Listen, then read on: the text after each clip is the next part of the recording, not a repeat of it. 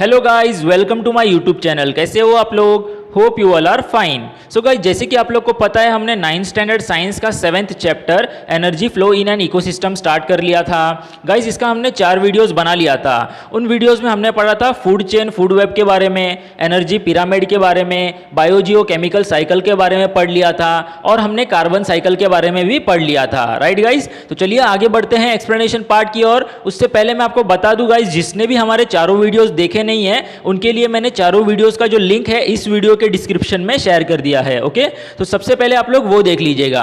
Okay guys, तो चलिए बढ़ते हैं एक्सप्लेनेशन पार्ट की ओर, आप लोग ध्यान दीजिएगा। ओके, सो गाइज, आज जो हम लोग टॉपिक स्टार्ट कर रहे हैं वो है द ऑक्सीजन साइकिल। तो चलिए बढ़ते हैं एक्सप्लेनेशन पार्ट की ओर। क्या बताया गया है देख लेते हैं। Oxygen forms 21% of the atmosphere. देखिए, एटमॉस्फेयर में बहुत सारी गैसेज रहती हैं, उनमें से ऑक्सीजन जो रहता है वो 21% रहता है। Okay, it is also present in the hydrosphere and lithosphere. क्या बताया गया है गाइज? ऑक्सीजन जो है वो हाइड्रोस्फीयर मतलब वाटर में भी प्रेजेंट रहता है, साथ ही साथ लिथोस्फीयर में भी वो प्रेजेंट रहता है, मतलब लैंड पे भी वो प्रेजेंट रहता है, जमीन के अंदर मतलब रॉक और सॉइल जो रहता है उसमें भी ऑक्सीजन प्रेजेंट रहता है। समझ में आ गया गाइज आपको? आगे देखते हैं। Circulation and recycling of oxygen with in the biosphere is called the oxygen cycle. क्या बताया गया है? ऑक्सीजन का सर्कुलेशन हो रहा और रिसाइकलिंग होना कहां पे? बायोस्फीयर में। बायोस्फीयर मतलब मैंने बताया है लिविंग ऑर्गेनिज्म से रिलेटेड। तो इसी प्रॉपर साइकिल को क्या बोला जाता है गाइज? Oxygen cycle. समझ में आ गया गाइज आपको? आगे देखते हैं। This cycle too includes both the biotic and abiotic components. Guys, oxygen cycle भी केमिकल साइकिल जैसे, मतलब जिस तरह से बायोजियो केमिकल साइकिल है और कार्बन साइकिल है, उनके जैसे ही सेम बायोटिक और अबायोटिक कंपोनेंट्स जो है यूज होता ही है इसमें भी। समझ में आ गया गाइज आपको? आगे देखते हैं। चलिए, oxygen is continuously produce as well as used up in the atmosphere. Oxygen जो है वो कंटिन्यूसली प्रोड्यूस होता रहता है एटमॉस्फेयर में गाइज, और साथ ही साथ इसका यूज भी जो है कंटिन्यूसली होता रहता है। आपको पता ही रहेगा, प्लांट जो है वो ऑक्सीजन प्रोड्यूस करते हैं फोटोसिंथेसिस प्रोसेस के टाइम पे, और ह्यूमन बीइंग्स और एनिमल्स जो है क्या करते हैं? उस ऑक्सीजन को जो है एब्जॉर्ब कर लेते हैं रेस्पिरेशन प्रोसेस के लिए। ये चीज आपको पता है ना गाइस? तो इसीलिए बताया गया है कि ऑक्सीजन जो है वो कंटिन्यूसली एटमॉस्फेयर में यूज होता ही रहता है। समझ में आ गया? चलिए आगे बढ़ते हैं। Oxygen is highly reactive and it readily reacts with other elements and compounds. Guys, क्या बताया गया है? ऑक्सीजन जो है वो सबसे ज्यादा रिएक्टिव है एलिमेंट्स और कंपाउंड्स के साथ। ओके, इसका एक एग्जांपल दे देता हूं गाइस। सोडियम जो मेटल है, सोडियम जो एलिमेंट है, इसके साथ जो है ऑक्सीजन जो है बहुत फटाक से रिएक्ट हो जाता है। समझ में आ गया आपको? चलिए आगे बढ़ते हैं। As oxygen is found in various forms like molecular oxygen. क्या बताया गया है गाइस? ऑक्सीजन जो है हम लोग को अलग अलग फॉर्म्स में मिलता है। तो फर्स्ट फॉर्म जो हम लोग को बताया गया है वो है मॉलिक्यूलर ऑक्सीजन, जिसको O2 बोला जाता है। समझ में आ गया गाइस आपको? नेक्स्ट जो है वो है वाटर, जिसको H2O भी बोला जाता है। ओके, तो ये जो O आ गया ये भी ऑक्सीजन ही है। समझ में आ गया गाइस आपको? नेक्स्ट दिया गया है गाइस कार्बन डाइऑक्साइड, जो कि है CO2, मतलब यहां पे भी O आ गया। राइट, तो यहां पे भी ऑक्सीजन प्रेजेंट है। समझ में आ गया गाइस आपको? तो चलिए आगे देखते हैं क्या बताया गया है। इनऑर्गेनिक कंपाउंड्स एक्सेट्रा, मतलब ऑक्सीजन जो है वो इनऑर्गेनिक कंपाउंड्स में भी दिखाई देता है, मतलब हम लोग को मिलता है। समझ में आ गया गाइस आपको? तो चलिए आगे बढ़ते हैं। क्या बताया गया है? The oxygen cycle of the biosphere is extremely complex. देखिए, जो हमारे बायोस्फीयर का ऑक्सीजन साइकिल है ये बहुत ही ज्यादा कॉम्प्लेक्स है। अब मैं आपको बता दूं कॉम्प्लेक्स मतलब क्या होता है। ये बहुत ही ज्यादा जैसे कि डिफिकल्ट है समझने में। क्यों? क्योंकि बहुत सारे गैसेस के साथ ऑक्सीजन रहता है और ऑक्सीजन का गिव एंड टेक जो है कंटिन्यूअसली एनवायरनमेंट में होता रहता है। समझ में आ गया आपको? तो चलिए आगे देख लेते हैं क्या बताया गया है। Oxygen is released in the process of photosynthesis. Guys, जैसे मैंने आपको बता दिया था, ऑक्सीजन जो है वो कौन से प्रोसेस में फॉर्म होता है? फोटोसिंथेसिस प्रोसेस में फॉर्म होता है। Okay, where as it is used up in the process like respiration. और क्या बताया गया है? और फिर ऑक्सीजन जो है वो यूज कैसे होता है? इन द प्रोसेस ऑफ रेस्पिरेशन। जैसे कि मैंने आपको बता दिया था, हम लोग सांस लेते हैं तो हम लोग ऑक्सीजन इनहेल करते हैं। राइट, हम लोग हो गए, प्लांट्स हो गए। ओके, समझ में आ गया? नेक्स्ट जो दिया गया है वो कंबशन। कंबशन मतलब क्या होता है guys? The process of burning. देखिए बर्निंग प्रोसेस में भी ऑक्सीजन का जो है इंपॉर्टेंट रोल है। समझ में आ गया, मतलब कोई चीज़ जल रही है तो उस जलने के लिए भी ऑक्सीजन चाहिए रहता है। समझ में आ गया गाइज आपको। चलिए आगे देखते हैं, वो है डीकम्पोजिशन। देखिए डीकम्पोजिशन प्रोसेस में किस तरह से ऑक्सीजन चाहिए रहता है। डीकम्पोजिशन कौन करता है? Micro organism, decomposers. तो वो लोग को भी जीने के लिए ऑक्सीजन चाहिए रहता है, राइट। और साथ ही साथ जो प्रोसेस होता है ना डीकम्पोजिशन का, उस समय उस टाइम पे जो भी गैसेज है या फिर जो भी नाइट्रोजन या फिर जो भी एलिमेंट्स जो है एनवायरनमेंट में फिर से रिलीज होते हैं, वो फिर से ऑक्सीजन में ही जो है ऐड हो जाते हैं। समझ में आ गया गाइस। नेक्स्ट जो दिया गया है वो है करोजन। गाइस करोजन मतलब क्या होता है? Degrading of any metal. समझ में आ गया, मतलब आपको पता रहेगा लोखंड को जंग लगना, उसके बारे में भी दिया गया है गाइस। Rusting, okay. रस्टिंग मतलब होता है लोखंड को जंग लगना, लेकिन करोजन मतलब होता है कोई भी मेटल जो होता है उसको डिग्रेड, मतलब वो जो मेटल है डिग्रेड हो जाता है, उसको क्या बोला जाता है? करोजन बोला जाता है। समझ में आ गया गाइस आपको अच्छे से। तो चलिए देख लेते हैं नेक्स्ट जो दिया गया है, डू यू नो, क्या आपको पता है? तो चलिए देख लेते हैं हमें पता है कि नहीं। Most micro organism use oxygen for respiration. देखिए ये चीज हम लोग को पता है कि बहुत सारे माइक्रो ऑर्गेनिज्म जो है वो अपने रेस्पिरेशन के लिए ऑक्सीजन का यूज करते हैं, ये हम लोग को पता है, राइट गाइस। आगे देखते हैं, सच माइक्रोब्स आर कॉल्ड एरोब्स। और ऐसे माइक्रो ऑर्गेनिज्म जो ऑक्सीजन का यूज करते हैं रेस्पिरेशन प्रोसेस के लिए, उनको बोला जाता है एरोब्स, ओके। इसका एक प्रॉपर एग्जांपल जो है वो मैं आपको दे देता हूं, फंगी और बैक्टीरिया। ये भी माइक्रो ऑर्गेनिज्म है और ये ऑक्सीजन का यूज करते हैं, किस लिए? रेस्पिरेशन के लिए। तो इसीलिए उनको क्या बोला जाता है? एरोब्स। समझ में आ गया गाइस। वहीं पे कुछ बैक्टीरिया ऐसे भी रहते हैं जो रेस्पिरेशन प्रोसेस के लिए ऑक्सीजन का यूज करते ही नहीं है, ओके।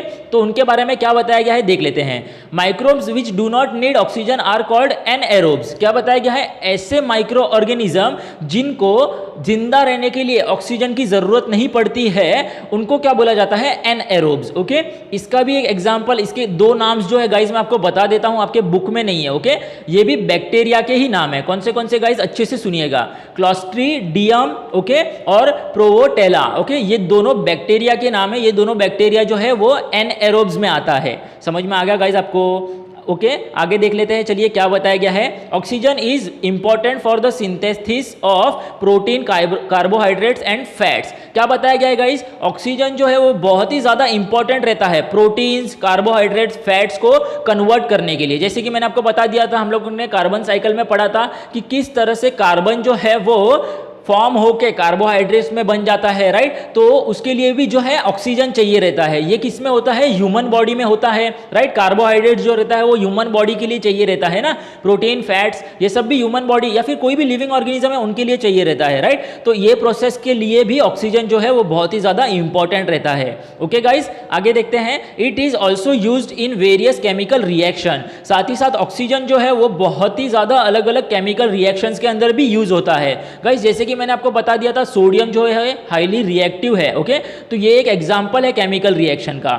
समझ में आ गया गाइस आपको। आगे देख लेते हैं, ओजोन, O3, जो ओजोन लेयर है हमारे एटमॉस्फेयर के ऊपर गाइस, आपको पता होगा जो हम लोग को सन से आने वाली यूवी रेज, मतलब अल्ट्रा वायलेंट हार्मफुल रेज जो रहती है उनसे बचाती है। उसके लिए भी, उसके फॉर्मेशन के लिए भी ऑक्सीजन ही लगता है, ओके। समझ में आ गया आपको। ओजोन O3 बोला जाता है guys. Is produce from oxygen. ये जो लेयर है ये भी ऑक्सीजन से ही बनता है, okay, through various atmospheric processes. और वो कैसे बनता है? जो भी प्रोसेस रहता है उसमें कोई भी चीज, कोई भी ह्यूमन या एनिमल या फिर लिविंग ऑर्गेनिज्म इन्वॉल्व नहीं रहता है। ये अपने आप एटमॉस्फेरिक प्रोसेसेस से ये बनता रहता है। समझ में आ गया गाइस आपको अच्छे से, ओके। तो यहाँ पे आप लोग देख सकते हो, एक पिक्चर भी दिया गया है ऑक्सीजन साइकिल का, आपने देख लिया होगा किस तरह से प्लांट्स जो है वो प्रोड्यूस करते हैं, ऑक्सीजन दिया गया है। फिर एनिमल्स जो है वो ब्रीद इन करते हैं ऑक्सीजन, फिर साथ ही साथ एनिमल्स गिव आउट, मतलब एनिमल्स भी जो है वो रिलीज करते हैं कार्बन डाइऑक्साइड, ओके। और फिर से प्लांट्स जो है वो प्लांट्स एब्जॉर्ब CO2, मतलब कार्बन डाइऑक्साइड, एंड प्रोड्यूस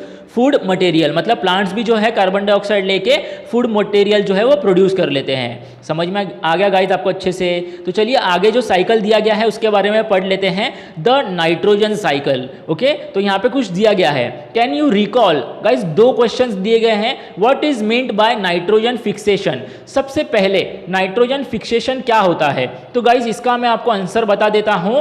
जो भी हमारे एनवायरमेंट में नाइट्रोजन गैस रहता है वो कन्वर्ट किया जाता है नाइट्रेट्स या फिर नाइट्रेट्स में। ओके, समझ में आ गया गाइज? मैं आपको इसका पूरा एक्सप्लेनेशन बता दूंगा। अभी आप लोग सिर्फ इतना ध्यान रखिए कि जो भी नाइट्रोजन गैस रहता है हमारे एनवायरनमेंट में, वो कन्वर्ट किया जाता है नाइट्रेट्स और नाइट्रीट्स में। ओके, वो किससे होता है? 3 प्रोसेसेस रहते हैं, वो 3 प्रोसेसेस से होता है। समझ में आ गया गाइज आप लोग को?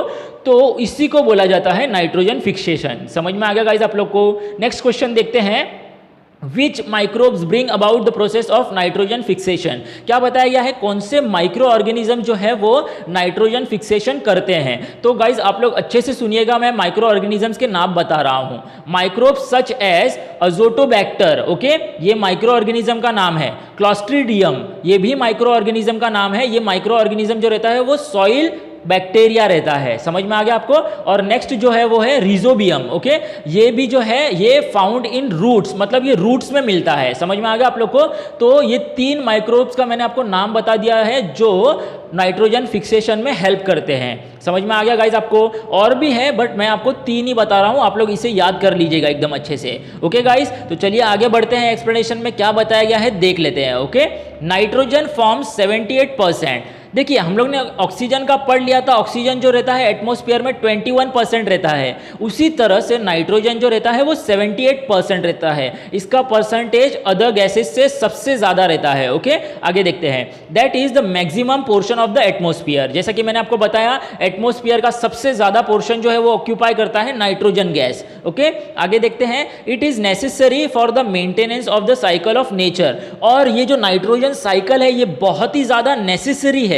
किस चीज के लिए नेसेसरी है? Maintenance of the cycle of nature, मतलब हमारे साइकिल जो है नेचर का, मतलब हमारा जो नेचर चलता रहता है, जो भी नेचर मेंटेन्ड है उसको मेंटेन्ड प्रॉपरली रखने के लिए, जो भी हम लोग सुंदर नेचर देख रहे हैं हमारा, उसको प्रॉपरली मेंटेन रखने के लिए जो नाइट्रोजन साइकिल है वो बहुत ही ज्यादा इंपॉर्टेंट रहता है। ओके गाइज, आगे देखते हैं। The circulation and recycling of nitrogen gas into the form of different compounds through various biotic and abiotic processes in nature is called the nitrogen cycle. Guys, तीनों साइकिल्स का, biogeochemical cycle, carbon cycle और oxygen cycle, सबका definition same है। बस आपको क्या करना है, नाइट्रोजन गैस की जगह ऑक्सीजन गैस डालना है और बायोजियोकेमिकल साइकिल डाल देना है। समझ में आ गया आपको अच्छे से? तो जो भी नाइट्रोजन गैस जो हमारे एनवायरनमेंट में है वो प्रॉपरली बायोटिक और अबायोटिक प्रोसेसेस से नेचर में जो है रिसाइकलिंग होता रहता है, उसी को क्या बोला जाता है गाइज? Nitrogen cycle. समझ में आ गया गाइज आप लोग को अच्छे से? तो चलिए आगे बढ़ते हैं। क्या बताया गया है? All organism participate in the nitrogen cycle. Guys, हर एक ऑर्गेनिज्म जो है वो पार्टिसिपेट करता है किसमें? नाइट्रोजन साइकिल में। समझ में आ गया? It is an important component of protein and nucleic acid. अब देखिए, नाइट्रोजन साइकिल जो है वो, उसके अंदर क्या क्या चीजें रहती है, वो जो साइकिल रहता है उस टाइम पे क्या क्या होता है? प्रोटीन्स और न्यूक्लिक एसिड्स भी जो है प्रेजेंट रहते हैं। समझ में आ गया आपको? आगे देखते हैं। As compare to other elements it is inactive and does not easily combine with other elements. As compare to other elements मतलब जिस तरह से दूसरे एलिमेंट जो है अदर गैसेस के साथ किस तरह से हाईली रिएक्टिव हो जाते हैं, ओके, उस जैसा ही, मतलब उसी तरह से नाइट्रोजन साइकिल है, उसके अंदर ऐसी कुछ चीजें होती नहीं है। ओके, कोई भी एलिमेंट जो है वो इनएक्टिव रहता है, मतलब ज्यादा कुछ चीजें होती नहीं है या फिर कॉम्बिनेशन किसी चीज का होता ही नहीं है किसी भी एलिमेंट्स के साथ नाइट्रोजन साइकिल में। ओके गाइज, आगे। Most organism cannot use the free form of nitrogen. और गाइज क्या बताया गया है? बहुत सारे ऑर्गेनिज्म जो है वो जो फ्री फॉर्म रहता है नाइट्रोजन का, मतलब जो नाइट्रोजन गैस रहता है एक्चुअल में, उसको डायरेक्टली यूज नहीं कर सकते। ओके, हम लोग को नाइट्रोजन यूज करने के लिए माइक्रो ऑर्गेनिज्म की जरूरत पड़ती ही है। समझ में आ गया? और जो फ्री फॉर्म रहता है उसका मॉलिक्यूलर फॉर्मूला है गाइज N2, याद रखिएगा आप लोग। Okay, important processes of the nitrogen cycle. Guys देख लेते हैं कौन से इंपॉर्टेंट प्रोसेसेस है। फर्स्ट वन जो है वो है नाइट्रोजन फिक्सेशन, मतलब किस तरह से नाइट्रोजन जो है वो एनवायरनमेंट में फिक्स होता है।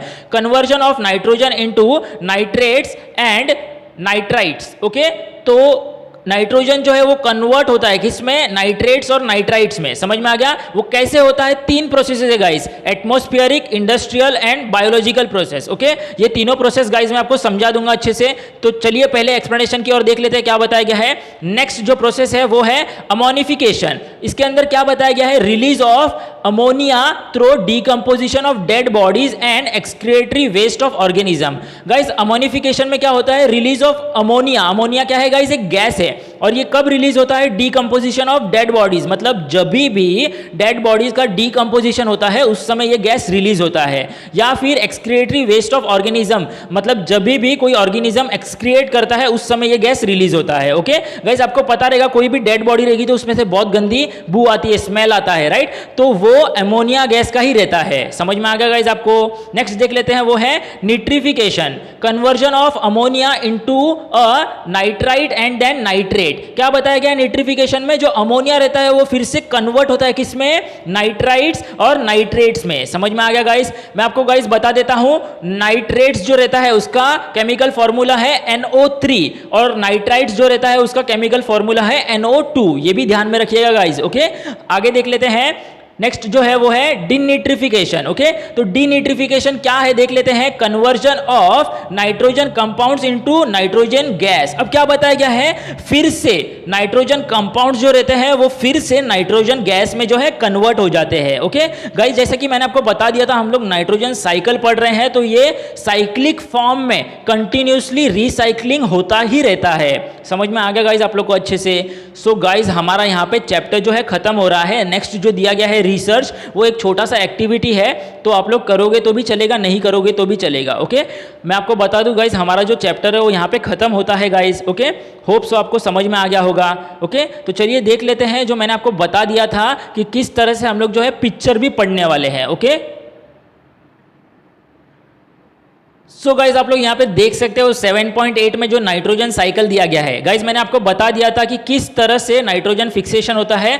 3 प्रोसेस हम लोग ने देख लिए थे। कौन से थे, फर्स्ट वन जो था वो इंडस्ट्रियल था। तो देखिए मैं आपको एक्सप्लेनेशन दे देता हूँ। इंडस्ट्रियल प्रोसेस में इंडस्ट्रीज में केमिकल यूज किया जाता है, ओके, ताकि नाइट्रोजन का जो है फिक्सेशन हो। समझ में आ गया, केमिकल का यूज होता है नाइट्रोजन फिक्सेशन के लिए। समझ में आ गया गाइस। नेक्स्ट वन जो था वो था एटमोस्फियरिक। एटमोस्फियरिक कैसे होता है गाइस, आप लोग यहाँ पे पिक्चर में देख सकते हो, लाइटनिंग हो रहा है, मतलब जो भी क्लाउड है उसमें से लाइटनिंग हो रहा है। तो जो भी एटमोस्फियर में नाइट्रोजन गैस रहता है, प्योर फॉर्म रहता है N2 का, आप लोग देख सकते हो, ओके, वो N2 जो है नाइट्रेट्स और नाइट्राइट्स में कन्वर्ट होता है। वो किसकी मदद से होता है, लाइटनिंग की मदद से। गाइस आप लोग याद रखिएगा, एटमोस्फियरिक प्रोसेस जो है वो होता है cause due to lightning. Okay, ये याद रखिएगा आप लोग। और जो लास्ट वन था वो था बायोलॉजिकल। अब ये बायोलॉजिकल कैसे होता है, बायो मतलब हो गया गाइस लिविंग ऑर्गेनिज्म से रिलेटेड, तो ये होता है माइक्रोब्स की मदद से, मतलब माइक्रो ऑर्गेनिजम्स की मदद से। समझ में आ गया गाइस। जो हम लोग ने न्यूट्रिफिकेशन पढ़ा था ना, राइट, हम लोग ने पढ़ लिया था न्यूट्रिफिकेशन और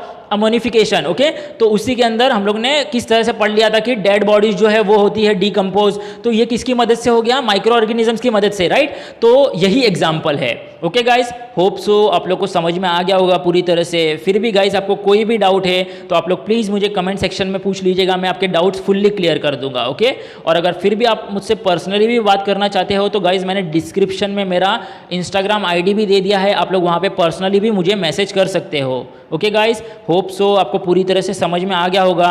और गाइस आपको पूरी तरह से समझ में आ गया है, आपको सब अच्छा लग गया है, तो प्लीज़ मेरे चैनल को, मेरे वीडियो को लाइक कीजिए और मेरे चैनल को सब्सक्राइब कीजिए। ओके गाइस, और बहुत ही ज़्यादा शेयर करिए अपने फ्रेंड्स के साथ। Okay, thank you.